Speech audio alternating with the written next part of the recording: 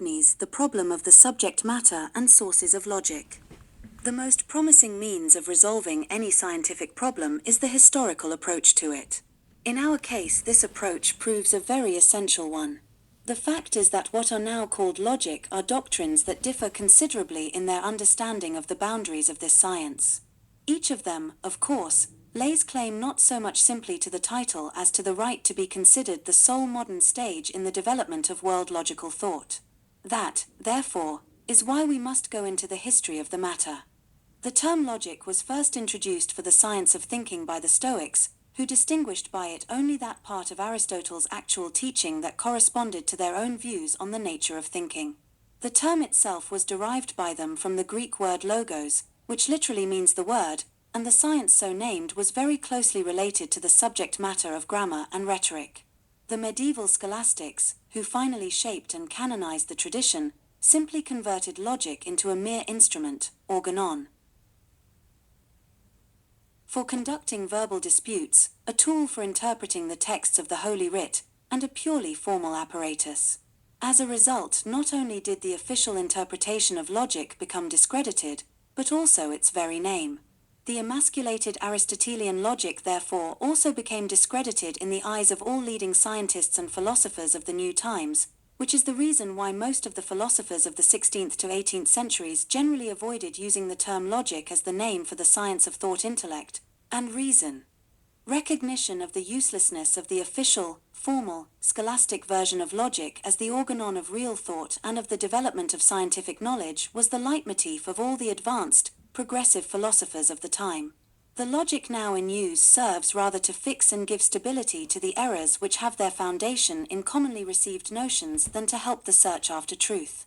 So it does more harm than good, Francis Bacon said, Novum Organum. I observed in respect to logic, said Descartes, that the syllogisms and the greater part of the other teachings served better in explaining to others those things that one knows, or like the art of Lully, in enabling one to speak without judgment of those things of which one is ignorant, than in learning what is new. Discourse on Method. John Locke suggested that syllogism, at best, is but the art of fencing with the little knowledge we have, without making any addition to it. An essay concerning human understanding. On this basis, Descartes and Locke considered it necessary to classify all the problems of the old logic in the sphere of rhetoric. And insofar as logic was preserved as a special science, it was unanimously treated not as the science of thinking but as the science of the correct use of words, names, and signs. Hobbes, for example, developed a conception of logic as the calculation of word signs. In concluding his essay concerning human understanding, Locke defined the subject matter and task of logic as follows: the business of logic is to consider the nature of signs the mind makes use of for the understanding of things, or conveying its knowledge to others. He treated logic as the doctrine of signs, i.e. as semiotics. But philosophy, fortunately, did not gel at that level. The best brains of the period understood very well that it might be all right for logic to be interpreted in that spirit, but not for the science of thinking. True, in general, the representatives of purely mechanistic views of the world and of thinking held such a view of logic. Since they interpreted objective reality in an abstract, geometrical way, i.e. only purely quantitative characteristics were considered objective and scientific, the principles of thinking in mathematical science merged in their eyes with the logical principles of thinking in general, a tendency that took final form in Hobbes. The approach of Descartes and Leibniz was much more careful. They too took to the idea of creating a universal mathematics in place of the old, ridiculed, and discredited logic, and they dreamed of instituting a universal language, a system of terms strictly and unambiguously defined, and therefore admitting of purely formal operations in it. Both Descartes and Leibniz, unlike Hobbes, were well aware of the difficulties of principle standing in the way of realizing such an idea. Descartes understood that the definition of terms in the universal language could not be arrived at by amicable agreement, but must only be the result of careful analysis of the simple ideas, the bricks, from which the whole intellectual edifice of man was built, and that the exact language of universal mathematics could only be something derived from true philosophy. Only then would one succeed in replacing thinking about the things given in reflection or imagination, i.e. in the terminology of the day, in contemplation, and in general in people's real sense experience by a kind of calculus of terms and statements, and in drawing conclusions and inferences as infallible as the solutions of equations. In supporting this point of Descartes, Leibniz categorically limited the field of application of the universal mathematics solely to those things that belonged to the sphere of the powers of imagination. The universal mathematics should also, in his view, be only, so to say, a logic of the powers of imagination. But that was precisely why all metaphysics was excluded from its province, and also such things as thought and action, and the field of ordinary mathematics, commensurate only in reason. A very essential reservation, thought, in any case, thus remained outside the competence of the universal mathematics. It is not surprising that Leibniz, with unconcealed irony, classified Locke's treatment of logic, by which it was understood as a special doctrine of signs, as purely nominalist. Leibniz revealed the difficulties associated with such an understanding of logic. Above all, he said, the science of reasoning, of judgments and inventions, seems very different from recognition of the etymologies and usage of words, which is something indeterminable and arbitrary. One must, moreover, when one wants to explain words, make an excursion into the sciences themselves as was seen in dictionaries, and one must not, on the other hand, engage in a science without at the same time giving a definition of the terms. Instead of the threefold division of philosophy into different sciences, logic, physics, and ethics, that Locke had taken over from the Stoics, Leibniz therefore suggested speaking of three different aspects, under which the same knowledge, the same truth, would function, namely theoretical, physics, practical, ethics, and terminological, logic. The old logic thus corresponded simply to the terminological aspect of knowledge, or, as Leibniz put it, arrangement by terms, as in a handbook. Such a systematization, of course, even the best, was not a science of thought, because Leibniz had a more profound appreciation of thinking, and he classed the true doctrine of thought as metaphysics, in this sense following Aristotle's terminology and the essence of his logic, and not the Stoics. But why should thought be investigated within the framework of metaphysics? It was not a matter, of course, of indicating to which department the theoretical understanding of thought belonged, but of a definite way of approaching the solution of an essential philosophical problem. And the difficulty constantly facing every theoretician lies in understanding what it is that links knowledge, the totality of concepts, theoretical constructions, and ideas, and its subject matter together, and whether the one agrees with the other, and whether the concepts on which a person relies correspond to something real, lying outside his consciousness. And can that, in general, be tested? And if so, how? The problems are really very complicated.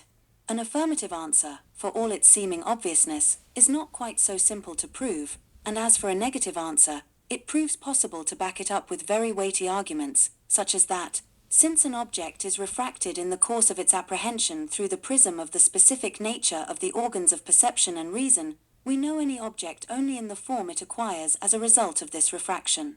The existence of things outside consciousness is thus by no means necessarily rejected. One thing only is rejected, the possibility of verifying whether or not such things are in reality as we know and understand them. It is impossible to compare the thing as it is given in consciousness with the thing outside consciousness, because it is impossible to compare what I know with what I don't know, what I do not see, what I do not perceive, what I am not aware of.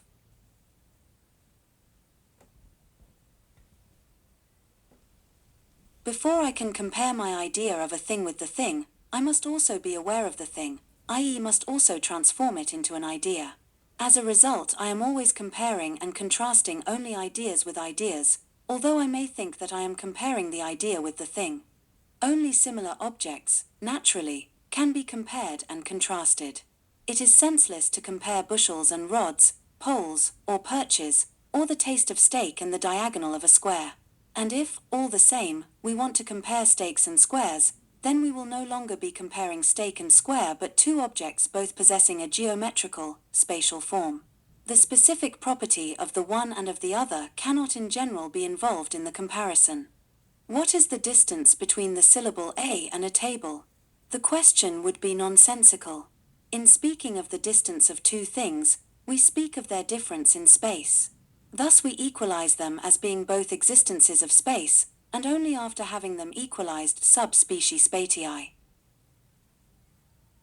Under the aspect of space, we distinguish them as different points of space.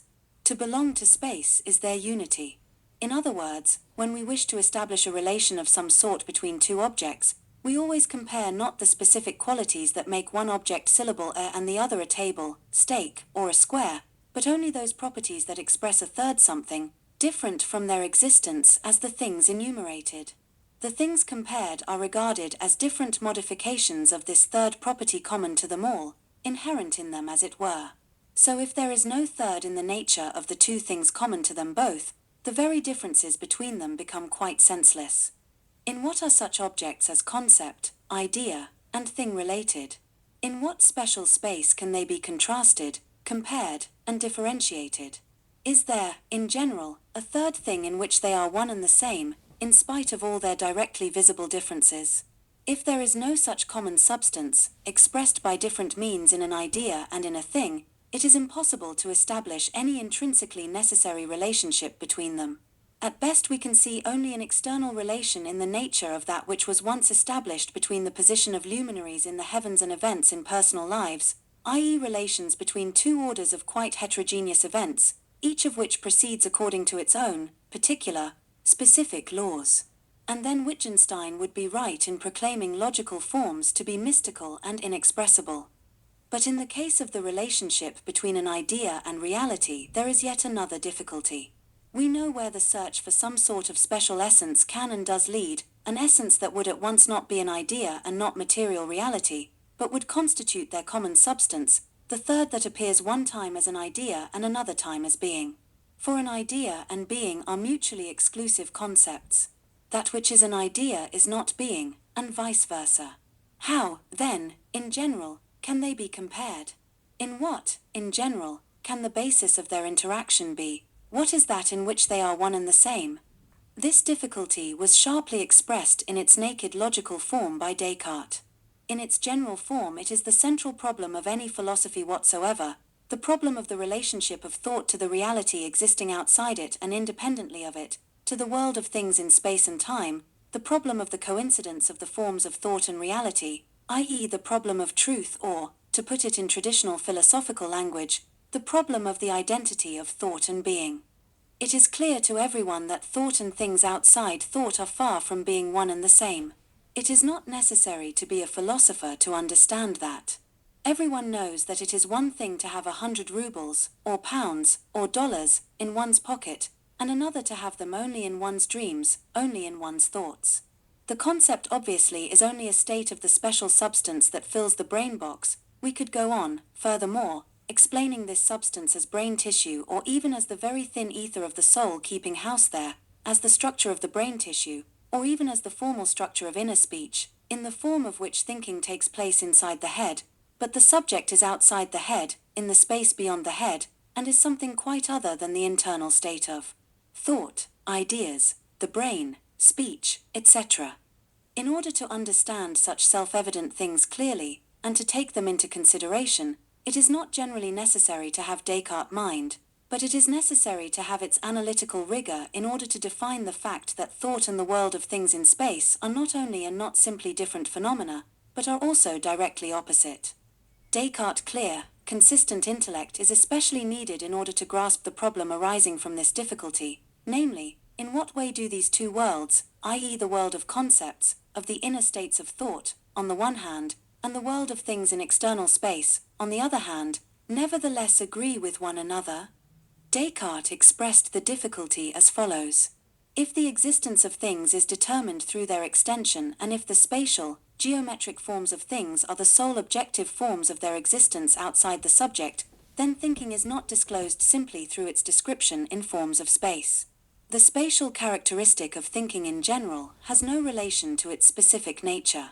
The nature of thinking is disclosed through concepts that have nothing in common with the expression of any kind of spatial, geometric image.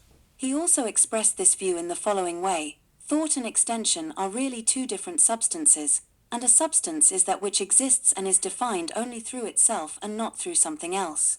There is nothing common. between thought and extension that could be expressed in a special definition. In other words, in a series of definitions of thought, there is not a single attribute that could be part of the definition of extension, and vice versa. But if there is no such common attribute, it is also impossible to deduce being rationally from thought, and vice versa, because deduction requires a mean term, i.e. a term such as might be included in the series of definitions of the idea and of the existence of things outside consciousness, outside thought. Thought and being cannot in general come into contact with one another, since their boundary, the line or even the point of contact, would then also be exactly that which simultaneously both divides them and unites them. In view of the absence of such a boundary, thought cannot limit the extended thing, nor the thing the mental expression. They are free, as it were, to penetrate and permeate each other, nowhere encountering a boundary. Thought as such cannot interact with the extended thing, nor the thing with thought. Each revolves within itself. Immediately a problem arises: how then are thought and bodily functions united in the human individual? That they are linked is an obvious fact. Man can consciously control his spatially determined body among other such bodies. His mental impulses are transformed into spatial movements, and the movements of bodies, causing alterations in the human organism, sensations, are transformed into mental images. That means that thought and the extended body interact in some way after all. But how? What is the nature of the interaction? How do they determine, i.e. delimit, each other? How does it come about that a trajectory, drawn by thought in the plane of the imagination, for example a curve described in its equation, proves to be congruent with the geometrical contours of the same curve in real space? It means that the form of the curve in thought, i.e. in the form of the magnitude of the algebraic signs of the equation, is identical with a corresponding curve in real space, i.e. a curve drawn on paper in a space outside the head. It is surely one and the same curve, only the one is in thought and the other in real space. Therefore, acting in accordance with thought, understood as the sense of words or signs, I simultaneously act in the strictest accord with the shape, in this case the geometrical contour, of a thing outside thought. How can that be, if the thing in thought and the thing outside thought are not only different but are also absolutely opposite? For absolutely opposite means exactly this: not having anything in common between them, nothing identical, not one attribute that could at once be a criterion of the concept thing outside thought and of the concept thing in thought, or imagined thing. How then can the two worlds conform with one another? And, moreover, not accidentally, but systematically and regularly, these two worlds that have absolutely nothing in common, nothing identical? That is the problem around which all Cartesians spin, Descartes himself, and Dulynx, and Malebranche, and the mass of their followers. Malebranche expressed the principal difficulty arising here in his own witty way, as follows: during the siege of Vienna, the defenders of the city undoubtedly saw the Turkish army as transcendental Turks, but those killed were very real Turks. The difficulty here is clear, and from the Cartesian point of view on thought it is absolutely insoluble, because the defenders of Vienna acted, i.e. aimed, and fired their cannonballs in accordance with the image of Turks that they had in their brains, in accordance with imagined, transcendental Turks, and with trajectories calculated in their brains, and the shots fell among real Turks in a space that was not only outside their skulls, but also outside the walls of the fortress. How does it come about that two worlds having absolutely nothing in common between them are in agreement, namely the world thought of, the world in thought, and the real world, the world in space? And why? God knows, answered Descartes, and Malebranche, and Dulynx. From our point of view it is inexplicable. Only God can explain this fact. He makes the two opposing worlds agree. The concept God comes in here as a theoretical construction by which to express the obvious but quite inconceivable fact of the unity, congruence, and identity perhaps, of phenomena that are absolutely contrary by definition. God is the third which, as the connecting link, unites and brings into agreement thought and being, soul and body, concept and object, action in the plane of signs and words and action in the plane of real, geometrically defined bodies outside the head. Having come directly up against the naked dialectical fact that thought and being outside thought are in absolute opposition, yet are nevertheless in agreement with one another, in unity, in inseparable and necessary interconnection and interaction, and thus subordinated to some higher law, and moreover, one and the same law, the Cartesian school capitulated before theology and put the inexplicable, from their point of view, fact down to God, and explained it by a miracle, i.e. by the direct intervention of supernatural powers in the causal chain of natural events. Descartes, the founder of analytical geometry, could therefore not explain in any rational way whatever the reason for the algebraic expression of a curve by means of an equation corresponding to the spatial image of this curve in a drawing. They could not, indeed, manage without God, because according to Descartes, actions with signs and on the basis of signs, in accordance only with signs, with their mathematical sense, i.e. actions in the ether of pure thought, had nothing in common with real bodily actions in the sphere of spatially determined things, in accordance with their real contours. The first were pure actions of the soul, or thinking as such; the second, actions of the body repeating the contours, spatially geometric outlines, of external bodies, and therefore wholly governed by the laws of the external, spatially material world. This problem is posed no less sharply today by the philosophy of mathematics. If mathematical constructions are treated as constructions of the creative intellect of mathematicians, free of any external determination and worked out exclusively by logical rules, and the mathematicians themselves, following Descartes, are quite often apt to interpret them precisely so, it becomes quite enigmatic and inexplicable why on earth the empirical facts, the facts of external experience, keep on agreeing and coinciding in their mathematical, numerical expressions with the results obtained by purely logical calculations and by the pure actions of the intellect. It is absolutely unclear. Only God can help. In other words, the identity of these absolute opposites, thought, spirit, and extension, body, was also recognized by Descartes as a factual principle. Without it, even his idea of an analytical geometry would have been impossible, and not only inexplicable, but it was explained by an act of God, by his intervention in the interrelations of thought and being, soul and body. God, moreover, in Cartesian philosophy, and especially for Malebranche and Deulinx, could be understood as the purely traditional Catholic, orthodox God, ruling both the bodies and the souls of men from outside, from the heights of his heavenly throne, and coordinating the actions of the soul with those of the body. Such is the essence of the famous psychophysical problem, in which it is not difficult to see the specifically concrete and therefore historically limited formulation of the central problem of philosophy.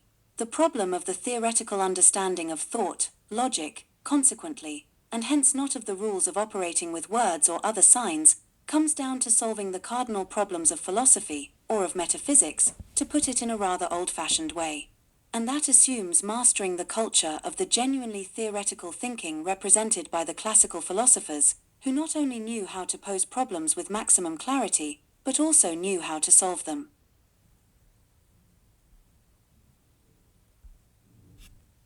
After watching this video, don't forget to give it thumbs up and subscribe to our channel. Hit the bell icon